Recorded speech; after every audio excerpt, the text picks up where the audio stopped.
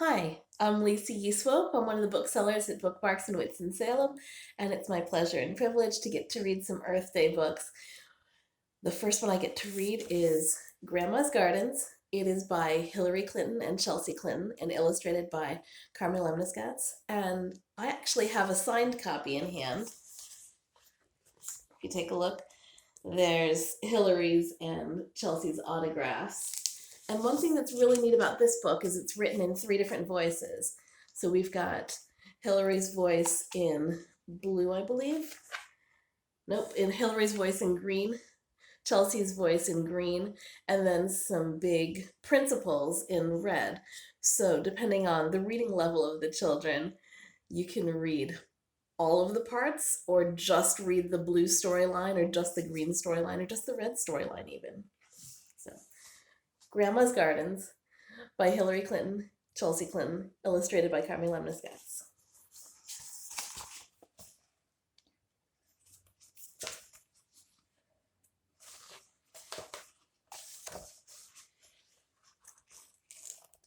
Grandma Dorothy loved gardens. She loved the flowers, she loved the trees, she loved the animals that lived in the dirt and between the plants, and she loved the time she spent there with us. Because of Grandma Dorothy, we love gardens too.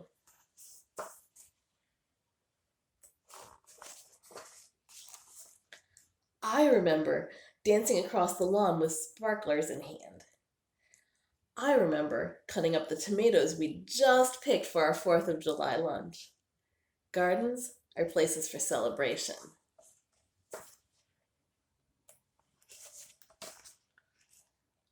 I remember being so proud that Grandma asked me to help her care for the azaleas. I don't know whether Chelsea or my mom loved gardening together more. Gardens help us teach responsibility.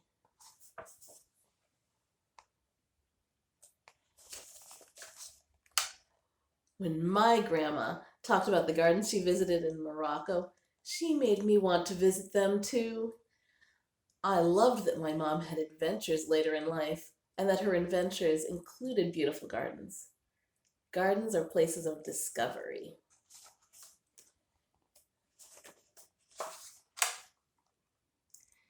I loved reading with my grandmother on her porch, next to her sunflowers, while listening to the animals in the nearby zoo. They often would read the same book for their book club of two or three when we all read together. Gardens are places for learning. In Arkansas and in Washington, D.C., we spent lots of time at the zoo, and my grandmother always pointed out the trees and plants the animals were sitting under, swinging on, or eating. I always appreciated my mom teaching Chelsea how dependent her favorite animals were on nature, whether they were caterpillars in the backyard or pandas at the zoo. Gardens are homes to creatures, large and small.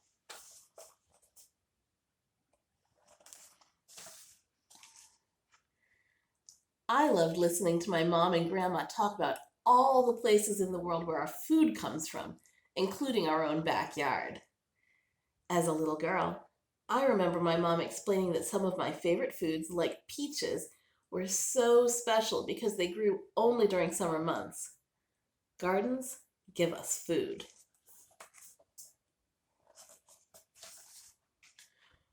When my grandma moved in with my parents, I loved visiting them and listening to my mom and grandma talk about the newest additions to their garden.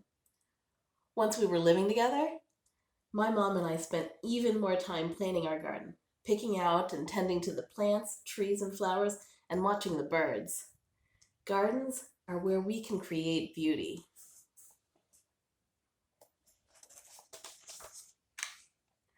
When I saw my grandma, I loved showing her pictures of the gardens I'd visited. When I could, I would bring souvenir books of the gardens to share. My grandma's smile made the heavy suitcase worth it.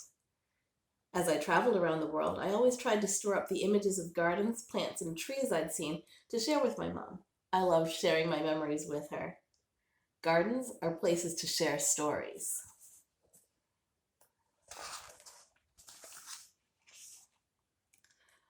My grandma gardened into her 90s.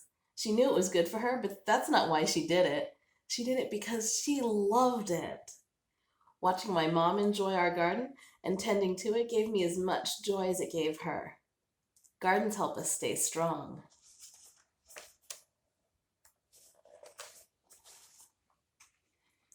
On a particularly magical day, my grandma and I visited Mount Vernon, George Washington's home and gardens.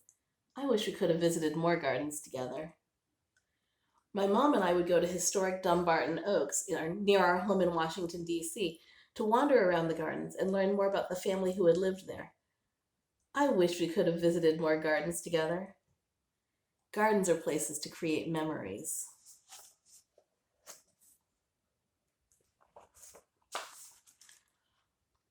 My children now garden with their grandmother, and I know Grandma Dorothy is present every time we plant a vegetable or water a flower.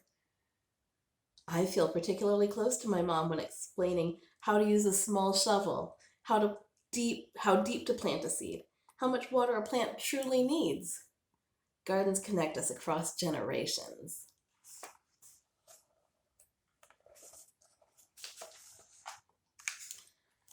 My grandmother was always willing to play tag with me, throw a ball around, play hide and seek in the garden. I think she had as much fun as I did. Today, watching my grandchildren race across the lawn, run around the trees, and smell the flowers makes my heart smile. Gardens are places to remember.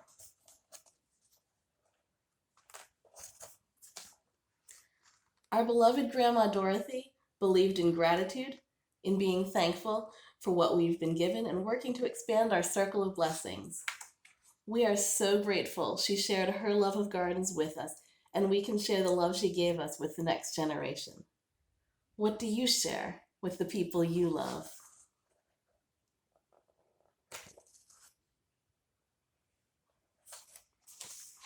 And the dedication on this one is to grandmothers, grandchildren, and gardeners everywhere. HRC and CC. Happy reading.